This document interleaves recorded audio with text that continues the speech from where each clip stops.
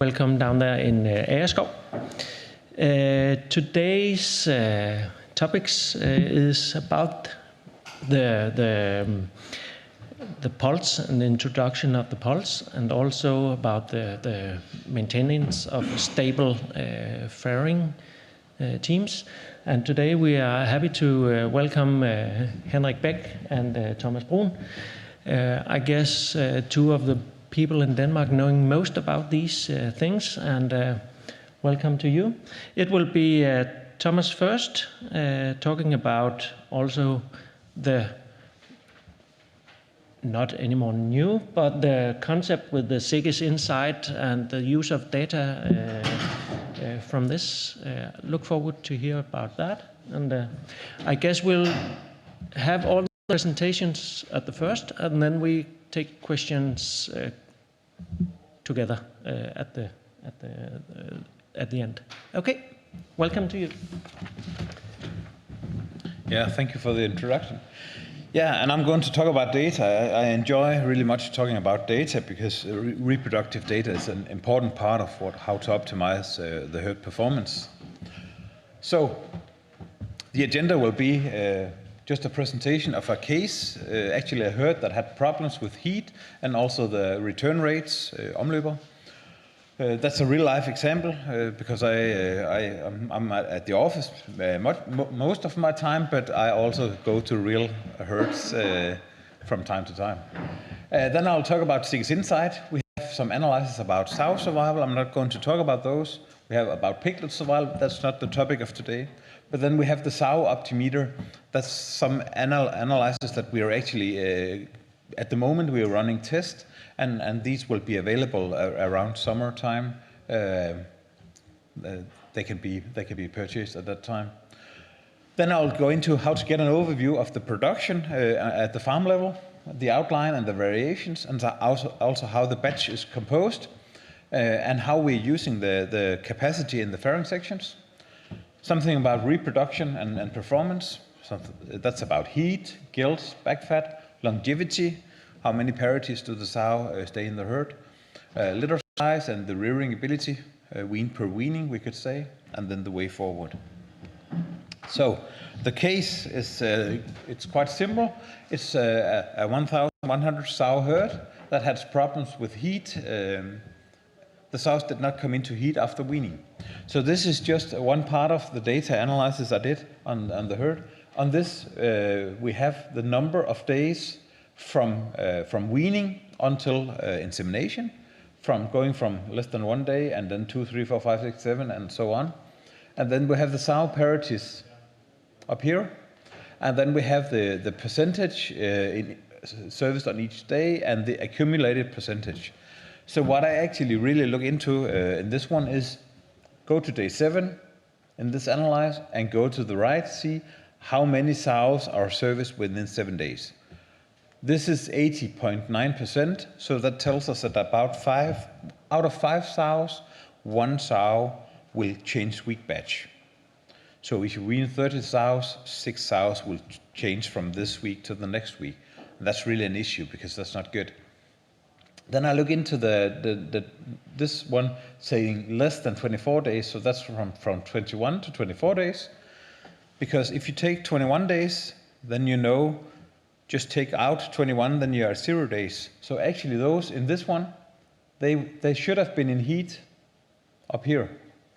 Because 24 minus 21 is 3. So this is 0 to 3 days, and this is 4 to 7 days. So in this one, we can see that about 6% of the sows, they have actually not been observed up here. So they should have been serviced up here. Then we have 4.4% serviced later than 28 days. So they have actually been moving week batch 4 times. So in total, 1 out of 10 sows is actually in, you could say, they're actually not being serviced within at least 3 weeks. So they change week batch more than 3 times. That's not good. Yeah. Then I also look into when they return to heat, because you know that you have 3 weeks return to heat. You do the service, then you look for heat 3 weeks after and 6 weeks after. You do the scanning about 3.5 weeks. Then when we look at the intervals, then we had actually 22.6% of the sows being serviced less than 18 days or less from the first service. Is that possible? You could ask yourself. No, it's not possible that you have a heat and then you have a heat within 18 days. Then 19 to 23 days, that's a normal 3 week. And then we have this uneven return rates between 3 and 6 weeks. These are typically sows that have lost too much weight in the farrowing room. Then when they're weaned, they actually get pregnant, but the body is telling them, I cannot be pregnant. So after 3 weeks, at 3 weeks, the fetuses are there, but they're not alive. Then they are actually absorbed and the sow comes into heat within 4 or 5 weeks. So this tells us there is a problem. So if we have a bad heat and we have lots of these, then we know what to look for. Weight loss in lactation. So afterwards, this one went from 80.9 to 94%. So actually now we can say 1 out of 10 sows is changing weak batch. Before it was 1 out of 5. That's, well, it's still not good enough. It should be above 92%. I'll get back to that. Then the proportion of these ones went from 10.4 to 6%. So by changing something, I will tell you, we reduced the problem, but we did not solve it completely. This one, the early return to heat, that was very high and mysterious, went from 22.6 to 7.5, but still we didn't change this one. It remained close to the same. But what did we change? Well, we looked into these heat patterns and these irregular return rates. We actually put focus on loss of body condition. It was too great, so they lost way too much back fat and weight in lactation. So we put focus on the feeding management. We changed the feeding curve, and then we discussed how to use this percentage. So when you go and look to the trough, has the sow licked the trough? Is it still full of feed? How to change the feed? We did some new routines on that. Then they started doing heat check in the service unit every day, every single day, also the day of weaning, because we could see that we missed some sows. Then we changed the lactation diet. We added a bit more energy per 100 kilo, and then the flavor was adjusted. It's not adding flavors. It's just having the same flavor like in the gestation diet. So if you have soybean meal in the gestation diet, we have soybean meal in the lactation diet. If we have sunflower cakes, we put sunflower cakes in both diets. And then the feeding curve, we change these adjustments. And then one important thing is when you're doing feed adjustment in the lactation in Farstal, feeding the lactating sows, that's actually feeding for success in the next parity. So if you could do a good job feeding the sows in the farrowing section, then you get good reproduction afterwards. If you do a bad job in lactation, then you can actually wean nice pigs doing a bad job, but the sow will take revenge in the next parity, having a bad reproduction. That's maybe the most important conclusion. So Seges Insight, we have these analyses about piglet survival and sow survival, about when are pigs dying, when are sows dying, how is benchmarked towards other herds, are you good, are you bad, are you improving like this herd, you can see this is an increase in mortality and then it drops again. You get like, is it going which direction? When do they die, which causes? I'm not going to go into details about this. This is for free, and your farmer can get this by email. This one, we publish this every Monday, and this every 4th Monday. So this is something that you just apply for, and then you get it for free. Then we have the new Seges Insight sow optimeter, and this is looking into reproduction and flow. I'll try to go through the details of this now. The first one, and unfortunately all this is just taken out of the program, so it's in Danish, and I'll try to translate the most important parts for you. So the first one is just KPIs, what to look out for to get the overview. So we can see the latest week batch, the last 4, the last 12, and the last 36 batches. And then we have average values the number of fairings per week, live born per week. This is not per litter, but per week, because this tells us something about what is on its way to the weaner stables. Stillborn, weaned piglets. This one is a new one. What is the average utilization rate of the fairing pen? In this herd, you can see it's about 80% or something. Lactation days at nurse sows in percentage. We calculate how many days do we in total have for lactation and how many of those were used for nurse sows. This is very low in this particular herd. And then the median of back fat at first service. This gives us an idea how are the sows looking at the time of insemination. And if this one is tending to drop, then we might say, what should we do about the gestation feeding curves? The sows are getting too skinny. Or what should we do in the fairing section? The sows are getting too skinny. Then we also look into the service unit about the number of inseminations, sows, gilts, the proportion weaned within 7 days. In this herd, it's about 92, 98, 92, 92. So this is a herd where almost all sows come into heat at the right time. Then we also have the median age at gilts, and this is to give you an indication, are you breeding the gilts at the right age? So on average, these are a bit too old, but in the last week, they are way too old. Then we have a sort of barometer saying, what is the stability of a wheat batch? So how many sows have been serviced, how many gilts have been serviced, and how many omløber return to heat. So actually what we would like was that these could be just a straight line, but that's not the case. You know that it's not the case because you don't know when the returns, these rusty red ones comes. So the interesting part is what happens in a weak batch 35, what happens in weak batch 4 or 5. We have these drops. What are they caused by? So this is just stability. Then we have the result of the services. So are they farrowing? That's the blue one. Are they returning to heat, getting into another weak batch? Are they either euthanized or died themselves, or are they put to slaughter? Of course, we don't know the status of the most recent services, because when you did some services last week, we guess they're all pregnant. So we assume they're pregnant. So that's why this is a tendency line saying, in this herd, they should actually expect slightly more farrowings in the upcoming time than they were used to.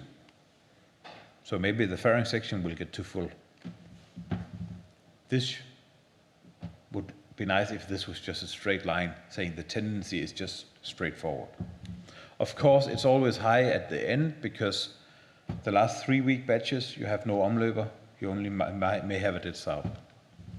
So the farrowing, the utilization of the farrowing section, I think that's something about nursing capacity, utilization of the pen. How do we calculate that? We have a raw utilization rate, that's what we talk about. How many lactation days do we realize in a certain period? That's the number of litters times the number of lactation days. And then we have this potential number of lactation days. That's actually how many farrowing pens do you have times with the length of the period. So if you have 90 days and you have 100 farrowing pens, then you have 100 times 90 days in this one. Then actually we know that the sows, you all know that sows need to come into the farrowing section before they farrow. So we say we have 2 days for washing and drying out and weaning, and then we have 4 days of preparation for the sow. The law says that the sow must be put into the farrowing section no earlier than 7 days before farrowing, and they should be in there for at least 3 days. So we actually have a very small window from day -7 to day -3. That's where the sow should enter. If they enter at the day of the farrowing, that's not good. So we correct the utilization rate because we accept that we have a preparation time. Then to show you some pictures, how does this look in true herds? In one herd, this is about 70% of the days there's milk from a sow in the farrowing pen. Another example, we're about 75% of the time we have milk in the farrowing pen. And then we have a herd with a better utilization. About 80% of the days, there's milk from a sow in a farrowing pen. It's not from a milk cup or anything. This is sow milk days. And then if you correct saying they should be there we should have the time for washing and drying out, and we should have the time before farrowing, then the utilization rate goes up. So about 85, 90, and close to 95%. And then you could ask, how high can this go? It can go to 100%. Because if it goes above 100%, then we know that the sows are not coming in to the farrowing section in the right time. So this is a herd utilizing their farrowing pens very, very efficiently. I'll get back to something about this, but just why is this interesting? Actually, what does it really mean? If we have 365 days per year, we have that every year almost. If we have 3.2 kilo of weight gain per liter per day, that's actually, if we have a good sow weaning 14 piglets weighing 7.2 kilos in 26 days, kilo of gain per day. If we time these two and times by 60%, then we can produce around 700 kilo in a pen every year.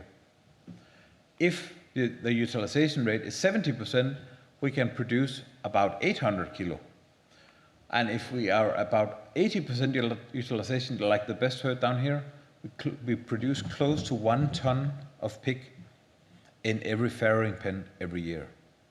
So this is why utilization rate for milk production is important. Now we switch to reproduction. And the heat, I already showed you that before. The number of days from weaning to first service, and the sow parity. And then we have the proportions. We actually have a benchmark saying the best 50% of the herds in our benchmark, and we have the 10% best. I found a picture for you that covered one of the best herds. At day 7, 95% of the sows were serviced. So only 5% were moved to another wheat batch. And if you look at the top 10, 94.5. The yellow ones are typically nurse sows, and these red ones, that's where we really don't want any sows to be. So, yeah, nurse sows. The checkpoint is this one, 92% or more.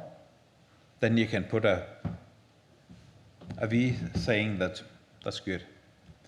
And the checkpoint, if we're as low as about 1.5% of these 21, 24, and 25 to 28 days, these that are coming 3 weeks later.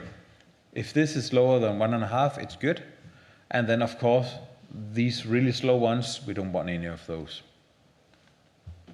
Then there's an example from a herd. This one, you can say 16.2% are moved to the next batch or even further on. 11.7% is coming in this, you could say, nursed sow time, and 5.3% are moving more than 3 batches. That's not good. Then we could say, are these nurse sows? And in our new analysis, we actually made this specifically for nurse sows or amateur. In this herd, we have 80% of the nurse sows being serviced within 7 days. We have all this mess with the heat problems with nurse sows, saying close to 15% coming in the nurse sow time. That's typical. And then we have 5% additional here. These ones should have been up here. So this one is to show if you change some routines in the farrowing section, you can actually go read by this number. Is it going better or is it going worse? Yeah. So if heat is an issue, you should look at the heat in nurse sows. We can use this program for this. And then you can ask yourself, how much are the sows losing of weight? 0 to 15 kilo, and 2 to 3 millimeters of back fat loss is quite okay. If you do flex weaning, take 1 to 2 or 3 piglets out from the sow 1 week before weaning, then you ask for trouble. Because then the sows are giving a bit less milk, they come into heat, and then they're actually moved to this part coming into heat in this period. That's typically also why nurse sows come in this period. That's because they have a lack of milk for a couple of days until the new litter and the sow are working together, and that's the reason why they get this heat off-topic heat. Looking at gilts, we do the same. We monitor what is the age of the gilts at the time of first service, and this is to show you, are you good at getting the gilts serviced at a certain age, or are they just serviced over a wider range? We do this on the 3, 6, and 12 month, and you can see, looking at this herd, that we have a bit sows being a bit too old at the beginning, 12 month, and then at the end they're actually good at breeding the gilts at the right time. So they're actually trying to breed the gilts a bit younger. That could be good for the lifetime performance. In the other example, we can say that things aren't really changing that much, but maybe we get a bit more stability at the younger age, at the 3-month scope than at the 12-month. And then third example, you can say this one is 12 months. We have like a lot of gilts being bred young, but also some getting quite old. And then more recently, we get like, what are these doing? They're getting way too old. Way too many get too old. And this one we could say, is this a gilt unit or is it a nursing home for old humans or old gilts, we could say, because most of the gilts were like more than 280 days. So they were way too old. Then actually this herd make a really, really excellent turnaround, because then we see from a 6-month basis that we get a lot of distribution of age, and then at the end, more recently, they're starting to breed the gilts younger. So these ones are going away from old gilts, having young gilts. And why is this important? Well, we could ask ourselves, what pays the gilt? How do we pay for a gilt? Yeah, it's money, I know. But what pays actually for the gilt? That's the number of piglets produced by the sow. So she pays herself. So she has to stay alive, because this is gilt payback. So, again, looking at the gilt age, and then looking at how many months is the gilt staying in the herd before dying or being slaughtered. Then what we actually expect to see is that when they get older at first service, they get a shorter productive life. The green area contains 50% of the gilts in the herd, and outside of this you have 25% in the upper area, 25% in the lower area. So this is just to tell you something about variation. And when you see a dot like this having no area, that's because this is actually just one gilt occasionally. But the interesting part is decreasing longevity of the sow when gilts get older. And in this one you have a bad smiley or an angry smiley saying, I'm not happy. This is how it should look. So if you get this unhappy smiley, then you're doing good. Then your job is actually to remove those, getting those serviced at a younger age, and getting those serviced at a bit older age, so you get a smiley that's only very small. That's the way to success. Yeah. So, but then you can ask, is it actually just age, or is it also back fat? So we can do the exact same if you register back fat in cloud farms or aquavision. Looking at back fat, this is just 2 examples. Our recommendation is they should have 13 to 15 or 13 to 16 millimeters of back fat. We expect that they should have a better longevity, having sufficient back fat. 2 minutes, yeah, I'm way behind. So I'll speed up, yeah. So more back fat, longer life. This one is straight, it's unexpected. Normally we would expect the opposite. Yeah. Looking into litter size, we actually do a sort of benchmark saying the best herds are the dark green, and the well, not best herds. The other end of the spectrum is more orange. This is a good herd, having a high litter size, many total born, and this is a herd that actually, you can say they blow off the scale because they are just very, very, very good all the time. And the interesting part you should look at is the increase from first to second parity. That's where it gets interesting. If this is more than 2 pigs, then you probably have too little back fat on the gilts, or you use your wrong management at the time of insemination. If the difference is less than 1 pig, you either have super gilts and or poor body condition in the weaned sows, or first parity sows. In this one, there's hardly any difference. This is a herd that they're extremely good at servicing gilts. So the number of wean per weaning, we do actually the same as you saw on the service days. How many piglets do the sow wean? Sow parity. This is an example of a good herd weaning like, you can say almost 50% of the sows are weaning 15 piglets.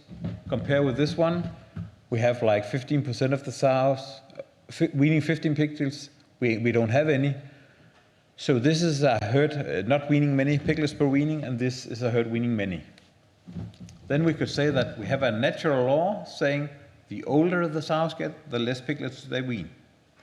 These ones are having a milk cup system. That's why it's not decreasing really. This one is decreasing like the natural law.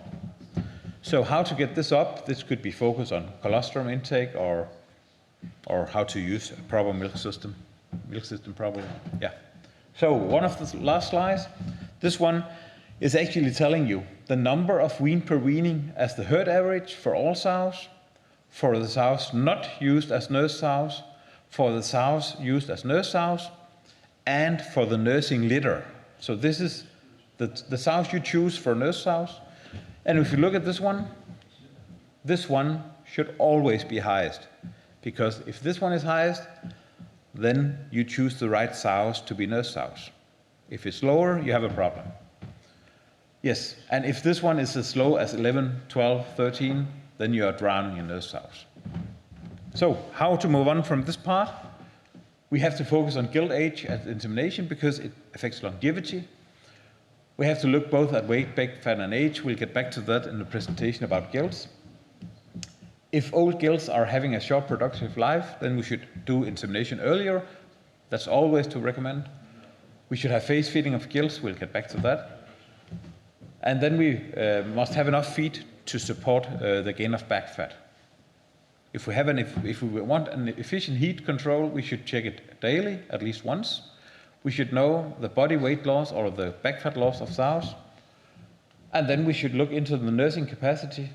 Are we using the days in the fat section for milk and not for gestating sows? But anyway, we should move the sows in time. So that's at least 3 days before it's expected fairing like the law prescribes. The number of wean per weaning. Does supplementary feeding pay off? Milk cups, are we weaning? If we have milk cups, we should wean more than 14 piglets per weaning. And if it's not as expected, what should we do? Then you should talk to veterinarians and consultants about how to fine-tune the management. And thank you to Thomas for this first presentation, and welcome to Henrik.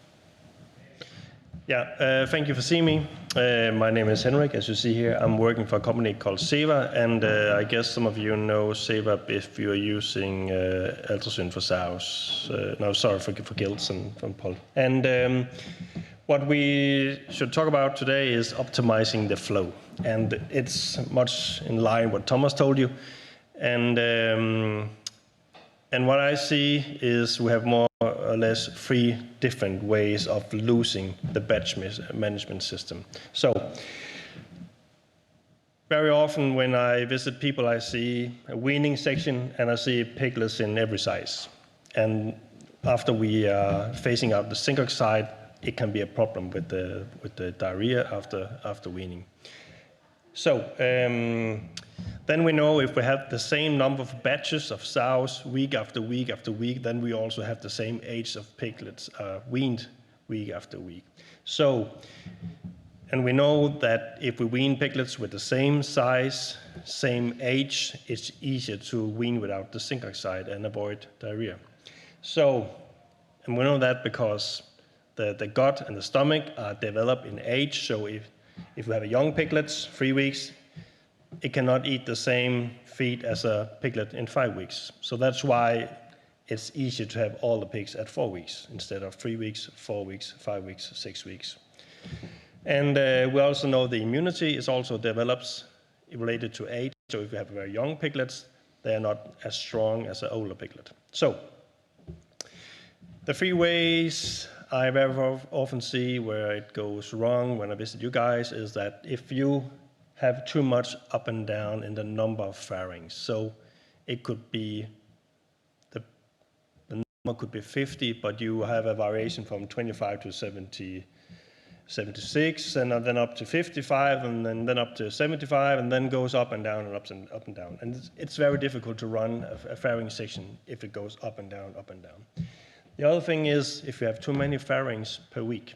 So instead of have the right number, you have sows and piglets all over. Maybe sometimes you think it would be easier to have 2 sows in every fairing pen, but it's not the way to do it. And the last way, if you have too many live-born piglets, and maybe you ask, is it possible to have too many live-born piglets? It depends. It depends. So the first one, ups and downs. Very often I make these analyses. I'm very happy. Thomas, I'm showing you Seges Insight because this is was maybe version 1. This is version 2.0. So, but here is the plan. 62 sows for fairing every week. And the orange is reality. And you can see in the beginning, you have too many sows for fairing, then we have too little, too many, and then a long period with too few sows for fairing, and then a little bit up again. And if we look at that situation where we have putting too many sows in for fairing, you can see this is the combination, week after week after week. You can see the blue one is piglets weaned in 19 days, 3 weeks. The orange is 4 weeks, and then the yellow is 5 weeks. And in the beginning, where we have too many sows in, you can see we have a drop in weaning age. We have a lot of piglets going out of the fairing at 3 weeks. And now we have 18 weeks in a row with 25-30% of the piglets is only 3 weeks old, and the rest is 4 weeks old. So we have a mix in the climber, 3 weeks and 4 weeks. Then we have this up and down, and this is equalize each other, and then it would not do any difference. And then we have a long period with too few sows going into fairing. And now you can see over here, we have piglets getting older because now we have more space in the fairing, so we can have them for first in 3 weeks, 4 weeks, and then 5 weeks. So in that situation, we had 20-25 weeks, percent at 5 weeks in 6 weeks in a row. So it goes very much up and down. But in the average age of the weaning, you can see here that in the beginning, where we have too many sows, the average weaning age are dropping. Then we have these 18 weeks with a low age in average, but it's only 24. So it's very difficult to see how many is 3 weeks, how many is 4 weeks. And here we go up again because we're too few sows, and then we have about 28 days of weaning in the end. So they are quite easy to wean. And very often I see 3 different ways of handling that in a farm. And the first situation is that you try to use the gilts maybe, the pollen, to try to fit in. And in this farm, they should have 84 inseminating per week. This is the plan. And you can see here, the blue is the sows. You can see how many sows they are inseminating week after week after week. Then the red is the pollen. So in the beginning here, you can see they have a random number of pollen. And they try to fit in how many pollen do we need. But, you know, if you don't planning the heat of the pollen, then it's very difficult to plan it because they are coming into heat when they like it. So it's very difficult. Then they have the other situation where they're planning how many pollen they have to use, but they only take the average. So they need 21 new pollen every week in average to maintain the age of the farm. So they switch out about 50% yearly.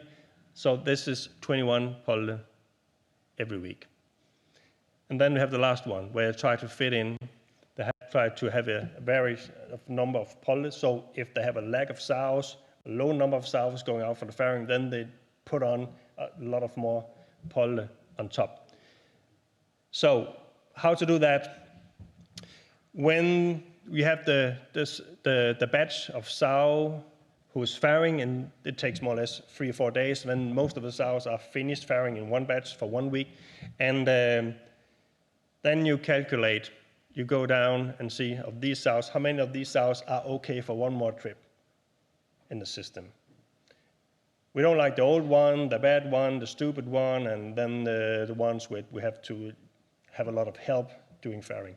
So we're checking up how many of them would we like to use one more time. And then we try to find out how many gilts, how many pollen do we have to fill up the gap or cutting off the top if we have a lack of sows in some weeks for farrowing. And then is it 5, 10, 15 pollen? You have to calculate. And then starting up with apple juice and then synchronizing, and then we stop when the sows are weaning for this week batch, and we stop the sync, and then we inseminate gilts and sows. So this is what they're doing here. They try to plan how many gilts we need to filling up this gap we have and cutting up the stop. And then they are using insurance sows. And insurance sows is extra sows. So it's very often a slaughter sow who's not that bad, but we take her anyway.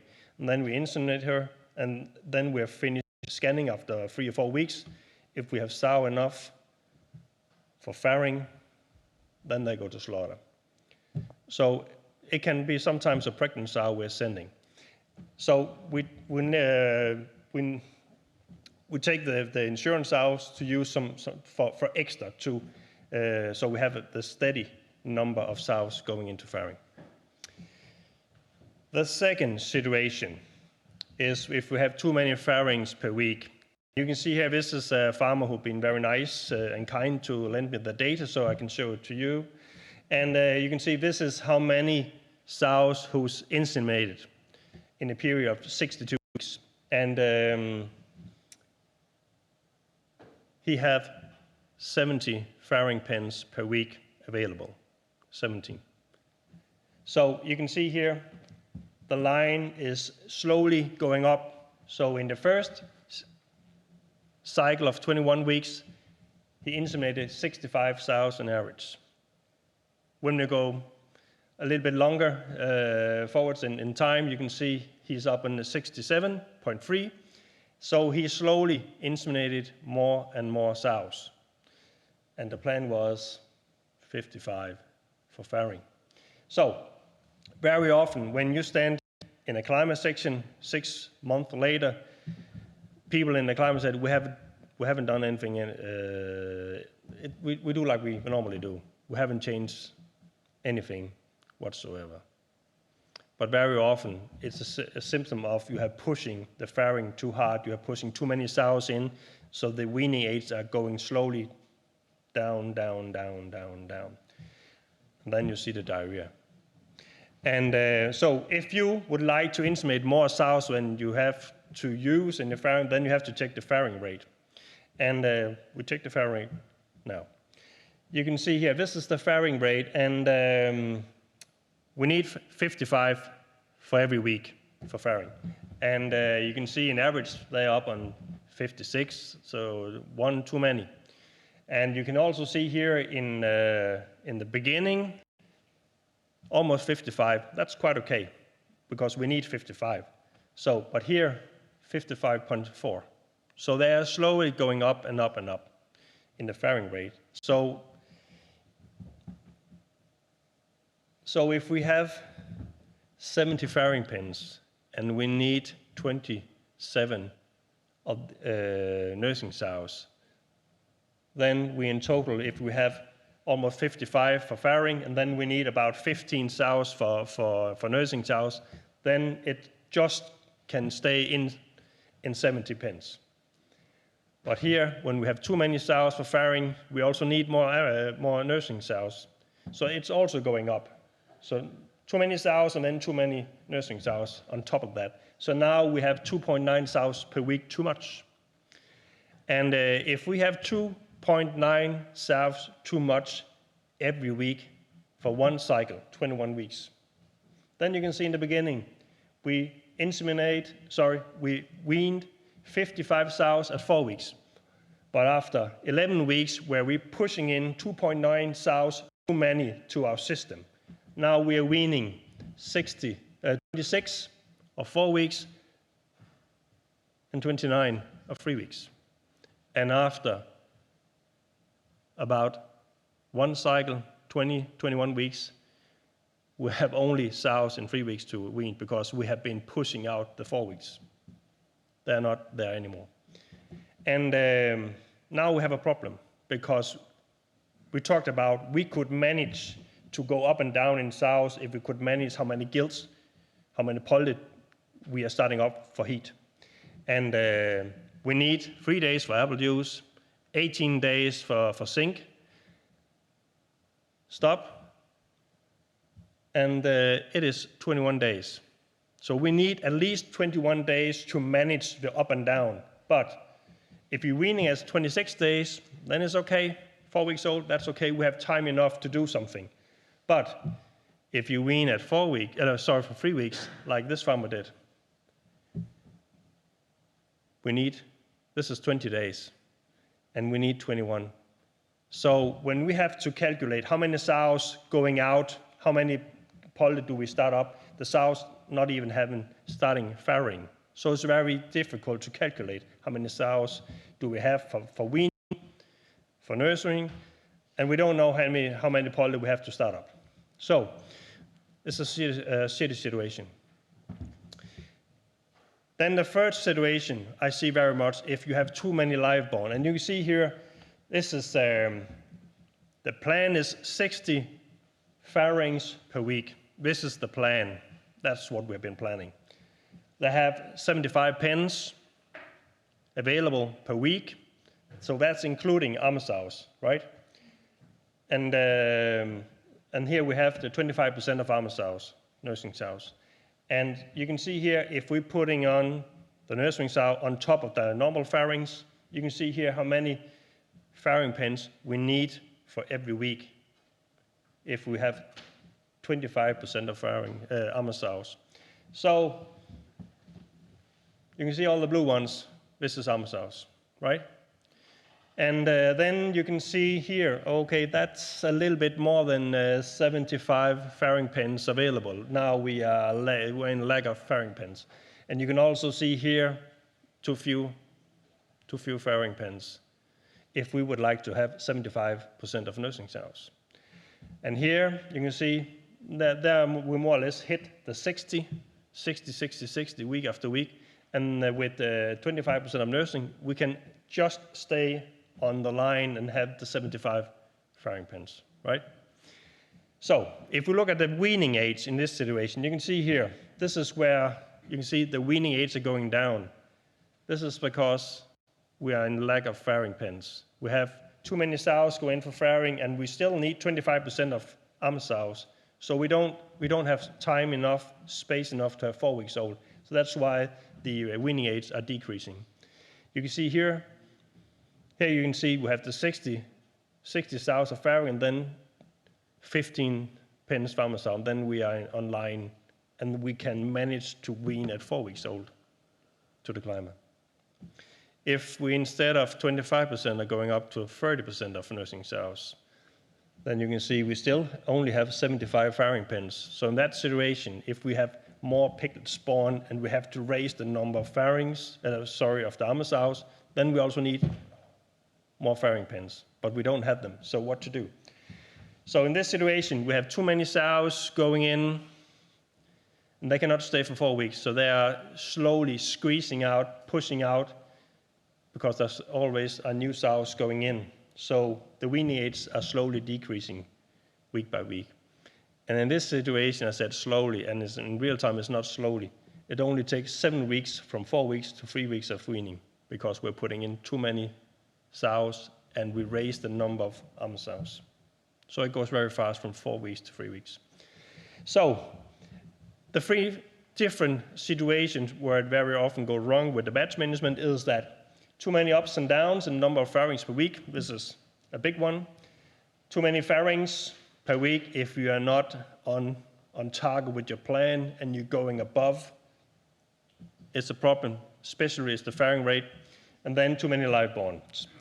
And what to do on your farm is very important to talk together from department to department, section to section. So people at the farring have to talk with the people in the løbeafdeling, and the løbeafdeling also have to talk with the climber, and vice versa. So you have to discuss and plan it, because otherwise you cannot manage. And especially if you have the ups and downs, goes ups and downs in the number of farrings, is very important. If you go below 3 weeks of weaning, you're not able to do anything anymore in planning, because you need at least 24 days to starting up with apple juice and synchronizing and then heat. So if you already are down in age, it's very difficult to manage. If you are in a situation where you have too many gilts going on synchronization, you can talk to a vet about it, because sometimes people are able to push. If you have too many pollen in 1 week, then you can push them if you let them stay on synchronization. But you have to talk to a vet about that. But that's an issue somebody use. And then how many insurance sows? The big issue is if you have the insurance sows and you don't slaughter them, then you have just an even bigger problem. And I guess maybe some of you have been trying that sometimes. Maybe not you, but the people down south. And if you use the insurance sows and don't slaughter them, you also have the issue about if you mark all the slaughter sows after weaning and you slaughter all of them, then you don't have any sows for insurance sows. So talk to each other about how many insurance sows, which one to use, and then if you don't need them after scanning for pregnancy, it's very important to put them to slaughter. And if you have too many farrings per week, it's keen to following the farring rate. If you don't follow the farring rate, you lose track. You don't know where you are. And I know it's typical us slipping on farms where they don't use insurance sows, because if you're using the insurance sows, you're checking up on the pregnancy rate after 4 weeks, and then you already have some idea of the farring rate later on. So check the farring rate, especially if you don't use insurance sows, then you can be in big trouble. So in that situation, sometimes fewer sows must be inseminated if the weaning age have to go up or just to maintain. So maybe a little fewer. Then too many piglets. Sometimes we can discuss, is it possible to have too many piglets? Yeah, it's possible if you have too few farring pens. So do we need more nursing sows? Then you need more farring pens. And if you have been, I don't know if you know anybody who have been building new farring pens for the last 10 years, it's very few. So very often people are going up in the number of live-born. Sometimes they're also going up in the number of sows. So if we are going up in the number of sows and live-born, then we need to discuss what to do, because we don't have more farring pens. So we have to take care of how much variation do the nursing sows make, ups and downs, and we also have to discuss milk replacers, pump and grow, and all the milk systems. I guess some of them you already use them. And if you don't manage that, then we have to inseminate fewer sows if the weaning age have to maintain. Otherwise, we're in a situation where we have to put some of the pigs in a container instead of a farring pen. Yeah. Thank you. We can take the questions in the end, right? Thank you to Henrik. And since I haven't heard from down south, I guess the sound was good, and then they could listen. So now we have again Thomas will tell us about the introduction of the pulse. I think we had this nice name called the pulse is the princess, some years ago, and that's how we should see it. We should take good care of the pult, and Thomas will tell us why and how. So. Yes, and thank you. And yes, of course, the gilts are our future sows, so we should treat them as such. And the agenda, we are a bit falling behind in time, but I guess we'll manage to do anyway. I'll be discussing the challenge with today's gilts. We have something about the goals for female pigs versus genetic selection. That'll not be much theory. Behavior and behavior issues, I think it's important to discuss. We had the new nutrient standard for gilts. They were just actually released yesterday. So using one diet for gilts, we actually say that's no-go, no more. We either discuss 3-phase feeding or 2-phase feeding of gilts. Otherwise, we cannot manage to do it properly. Then about the feeding curve briefly, what is the new recommended feeding curve? It's a lot higher than the old one.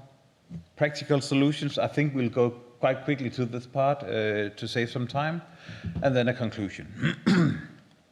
So our main challenge is actually that if we use having a gilt weighing 30 kilos, put her on ad libitum feeding with a high lysine diet, she will grow like a slaughter pig, and at the age of 31 weeks, she will weigh around 200 kilograms, having only 12 millimeters of back fat. That's not what we want. If we use restricted feeding with a high lysine level, we can control the weight, but anyway, we cannot get enough back fat. Then we could say, why not feed her ad libitum with low lysine? Then we can still manage the right weight, but we get actually too much back fat. And actually the growth rate in some intervals will be too high. So our recommended compromise is actually to say, we want the gilt to weigh around 150 to 165. That used to be 140 to 160. And then have 13 to 16 or 13 to 15 millimeters of back fat. That's the way to get a gilt with a good longevity.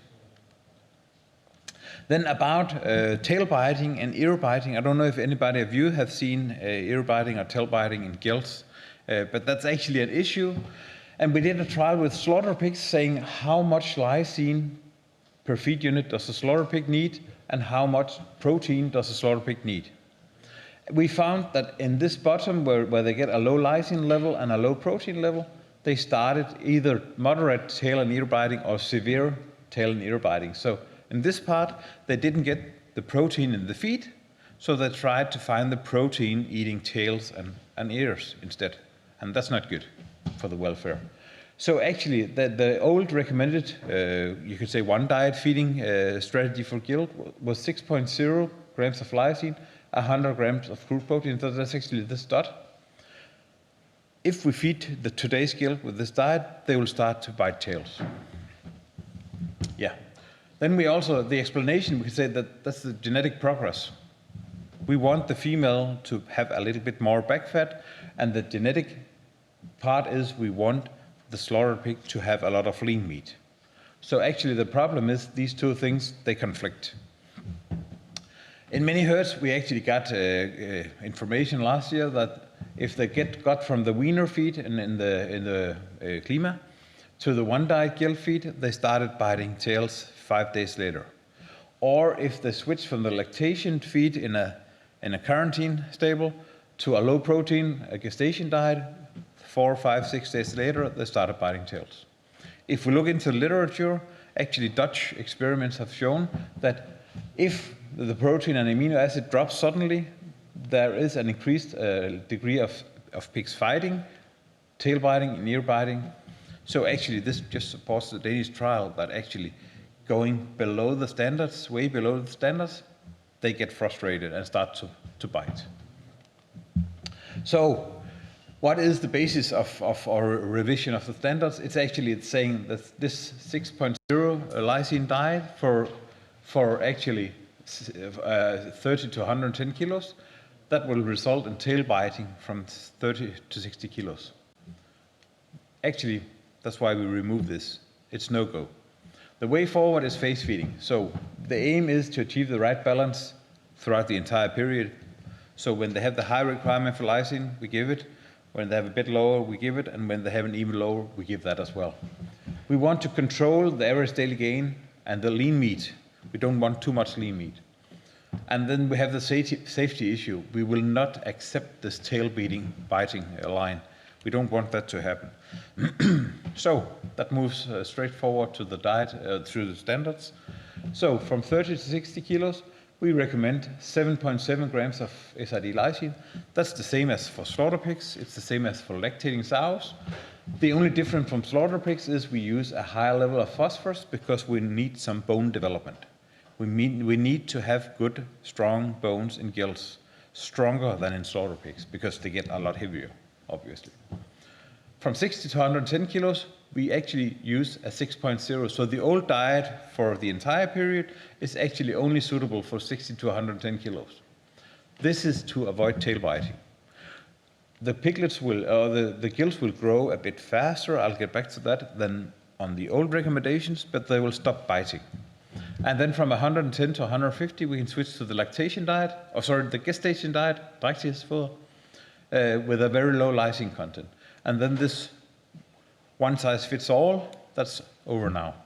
So, and these 80 grams is actually also a new standard. It used to be 90, but we can actually make it as good with 80 grams.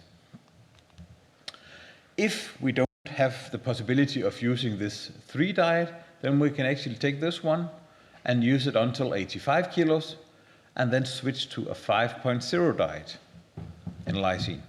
So if you only have 2 feed pipes or 2 possible diets, then that's a compromise you can do. Again, then you have to wait. You cannot switch at the weight of 60 kilos, because then they will start to bite. So the feeding curve, actually why look into the feeding curve? That's because we know that if the gilts are getting too heavy, this is the weight at insemination. If they get too heavy, we lose too many from the first to the second parity. That's why these lines are dropping. And they're dropping most if the gilts are thin. So the old feeding curve, probably some of you have seen that. It ends up at 2.9 feed unit pig per day, per animal. And the new one ends up at 3.4. So that's a lot of extra feed. And what is in the different, at this area, this square in here, actually this square we can say, that's a fat square. That's a fat square. So this is actually just building up fat with this extra feed. And that's also why we make this fat jump, that the curve, the old curve was just declining slowly. In this one, we have this steep jump. And that's just to get on with the fat storage as quickly as possible. So that's why we have this jump. And how will the pigs grow then, the gilts grow? Actually, when we give them this sort of slaughter pig diet or lactation diet, they will, from 30 kilos, they will easily come to up around 900 grams of average daily gain. Then we change the diet, we see it drop because they get less lysine, and then it'll start to increase again. Then we change the diet, and it drops very much because we go from 6 to 4 grams of lysine. So now you could say the storage of muscle goes very much down. Then they start to add fat in this point. So at 30 weeks, they will grow a bit more than 800 grams per day, and at 33 weeks, where we do start servicing at 30 weeks, end servicing at 33 weeks, then they're at 800 grams per day. And flushing of gilts, when we feed 3.4 feed units, you don't need to flush gilts no more, because 3.4 feed units is flushing. So flushing and considerations about flushing, forget it, because if you use new feeding curve, we actually flush from here to here. So what else to think about? We have to use meal feeding, so 2 to 3 feedings per day, not ad libitum, not feed dispensers with ad libitum, because then we get too many stomach ulcers, and we don't want stomach ulcers in our princesses. 80 to 90% of ad libitum, that's actually the feeding curve has been made to provide 85 to 90% of what they would eat ad libitum. We have a slightly lower gain, that's because we want strong legs, and we don't want them to get too thin, but we don't want them to become too heavy either. We have this lysine deficiency up to 110 kilos because we want to control the gain, but we want to avoid the risk of these bad habits, tail biting. Yeah, and the 3.4 feed units, And then we recommend to inseminate at 30 to 33 weeks. The new recommended feeding, the breeding interval is 150 to 165 kilos. We should not go above this because then the proportion of gilts being put out early is higher. So this one, I don't think we have much time, or what do you? We started late, so. Okay, yeah. So this is just to tell you that if you have a quarantine facility with one silo, then most people think, oh, I have one stable, I have one silo, I can use one diet. But that's not the truth. That's not the truth. Because actually you can put in one diet at the startup period, use the high lysine diet in the first 3 weeks of quarantine. Then when the silo is empty, you add a intermediate diet for 3 weeks, and then you end up with the low one for 3 weeks. So then actually you just use the same silo for different feed. So if you're a home mixer, this is an easy way of doing it. You just have 3 diets, and then you just change in the feed computer. Now you should use diet 1, diet 2, diet 3. Just change over time. The most important part is, at the end of this period, the silo must be empty. Because what happens if it's not empty? Then the new gilts start to eat low protein diet, and they start biting tails. So at the end of this week, we should say it's better to have 1 day getting back to this high protein diet, so you know that all the dispensers, all the pipes, and all the silos, they are full of this one, ready for the next. So actually, this is just to say that it's very simple to use multiple diets with one silo. It's just changing over time. This is just feed barn management, nothing else. If you have 2 quarantines, like a double 12 or a double 10 or a double 11 or whatever, then you do exactly the same. Switch 3 weeks, 3 weeks, 3 weeks, and then when the one of the doubles are open, you just use the low protein diet, high feeding level, then you get very nice gilts directly for the service unit with the right back fat, ready for service, ready for synchronization or detecting in the first heat anything. Yeah. What if you have like a quarantine facility with 2 dry feed pipes and floor feeding? That's another issue. Then it's easy because you can just start using the high content of lysine and protein in the one pipe for the small ones and the moderate one for the big ones.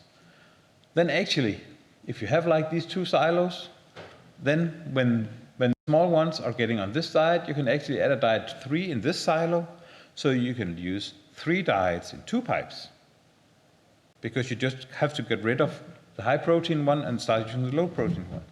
What's important?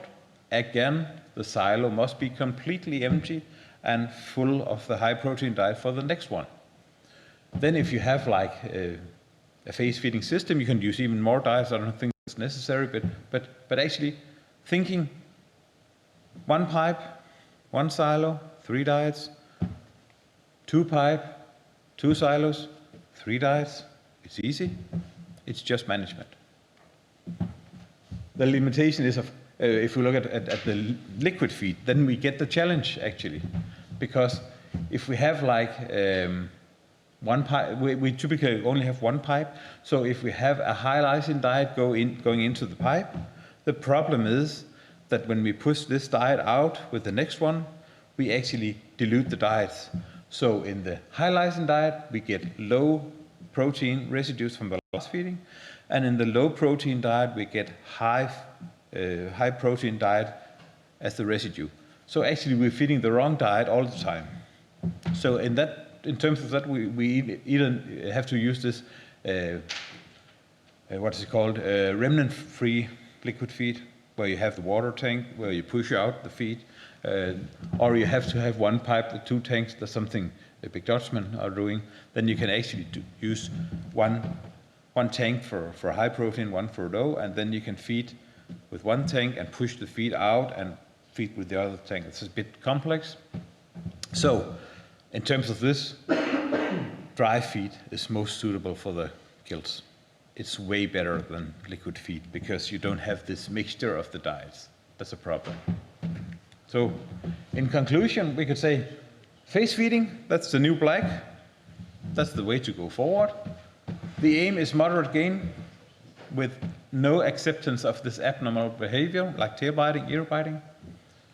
We have to build back fat from 110 kilo. We actually start earlier, but from 110 kilo, that's main focus, back fat.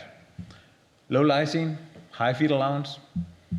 And then you should look into what can you do in your gilt stables and in your quarantine stables to do a better phase feeding, because in most situations it's actually quite easy to do. Then you should be prepared to act, because with a higher lysine diet throughout the growth interval, they will get heavier. And the way you can deal with this being heavier, that's actually just to let them meet the boar 1 week earlier than they used to do. So the extra gain is counteracted by meeting the boar 1 week earlier, synchronized 1 week earlier, serviced 1 week earlier. So that's actually where we say what you lose in, what they gain in weight, you get them to lose that by exposed to the boar 1 week earlier. Then you actually just get younger gilts, better longevity. And you could say rather 2 at the age of 29 than 1 at the age of 40. And by these numbers, it's of course weeks old. Yes, that was the words.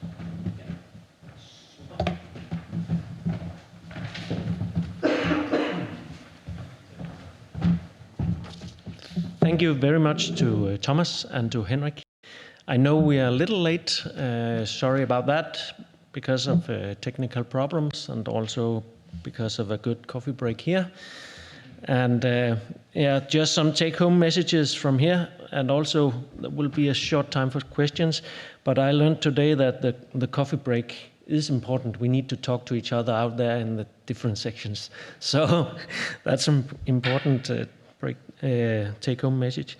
Also, I am happy to see that we have breaking news here on Focus 35 at Porcus.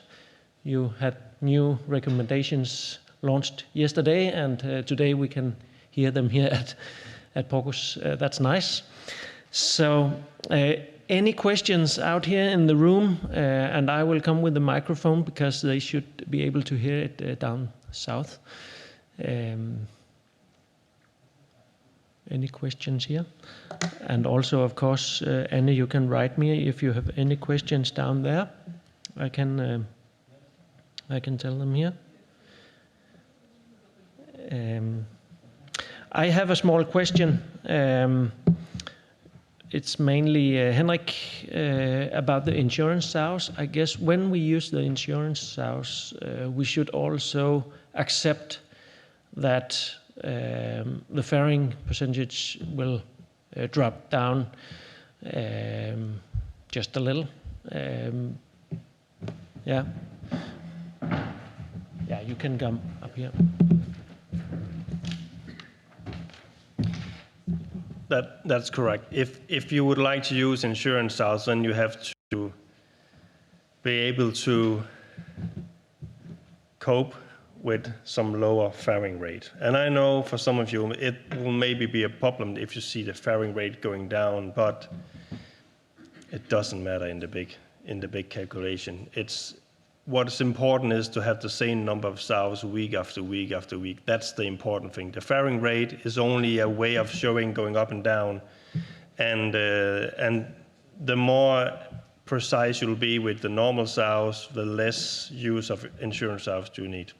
So, but it's only it's only a small thing. So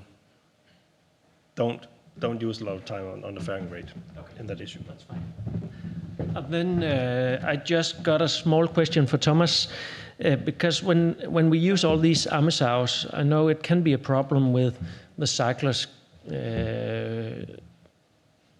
and the on normal new cyclers. You said that just a small drop in milk production, in fact, can make the sow start a new cyclus. Is that correct? Do you know how big should this drop be before we start a new cyclus? Well, this is actually real question. Flemming Thor, my colleague, he did a study like, I think it was 10 or 15 years ago, where he blood sampled all sows at the time of weaning. And then he looked at the progesterone level, and then he could say how many sows were cyclic. And actually the farmers on that farm, they discovered 12% of the sows within the lactation room after day 18 of lactation, being into heat. When he blood sampled, he found 23% was cyclic. This was in a herd that did a lot of nurse sows in one step. So actually we don't know the exact. The problem is if you have a sow with a good appetite, you choose the right nurse sows, they will take care of nice piglets, like 14 nice piglets. The sow is eating like 9 feed units, and then you take the piglets weighing 6 kilo away, give her some piglets weighing maybe 2.1, 2.2 kilos. Then actually what she discovers is she's eating really good. And what about the milk? If it's not removed, then she gets into like a certain positive energy balance. I don't know how much it'll take, but I don't think it takes a long time, because you have these unsuccessful nursings where the piglets try to get milk and she's lying on her belly. You see that often. When she's lying on the belly, her milk production in that day goes down, and that's actually what just causes her to get into heat.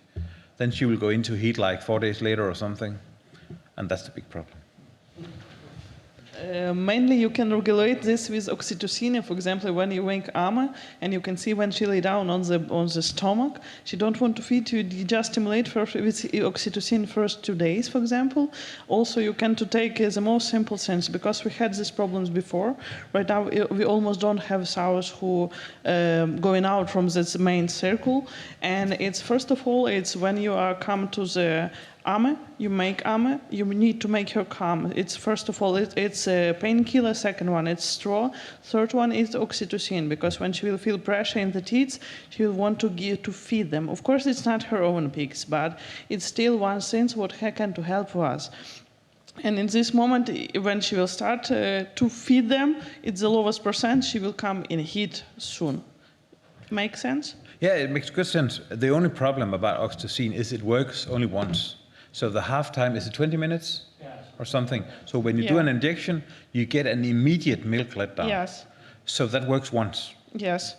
So that just forces her to lie down once. I know it's burning out so fast. It's why, for example, what we make it in our farm, we keep it near our sows. We keep it syringe with oxytocin, and if we need to give one more times, after 1 hour we do give one more times. So it means when we make AMA, we keep the biggest amount of attention on the sows. It's just like it's the same like with the farrow. When we have farrow, first of all, and most important, it's sow, not the pigs. It's the same like with humans. More important is health of the mom, not of the babies. It's the same. And that's why it's the same with AMA. When we make AMA, we take more attention on the AMA, not on the pigs. Because if she will come, she will want to give them the milk, and they will be working very, very well.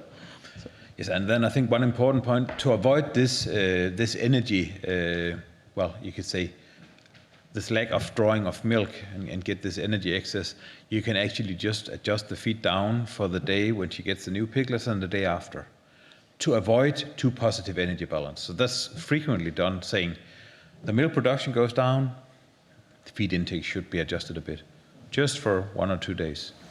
Normally, for example, in our farm, we are going, first of all, we are going from full portion when they have up till the end of the circle there. We go down a little bit. If, for example, she have 6.5, we're going down to 4. And after, for example, a few days, we're going back. But it's, again, will be depend of this, how sow is active with feed the pigs, and how she will become, and all of it together. Because sometimes they can to play with war, they can to be nervous few days, and blah, blah, blah. So it's many things and many reasons what we can to do with them. That's why it's just like, I would like to say in this situation, oxytocin, in my head, it's a big help for us. Yeah, I guess these things point out that to take care of the farrowing unit and the AMA sow especially needs highly focused and educated people that really have a good look at the sows indeed. any more questions here? Otherwise, I think I will end the session here, and I will say thank you to Henrik and Thomas for some very nice presentations, and to you out there, and also in Airsko, I hope you will have a nice drive home. And today we have been having 2 guests from the south, and of course down there you are welcome here in Odense as well next time, if that is an issue for you down there. So thank you for today.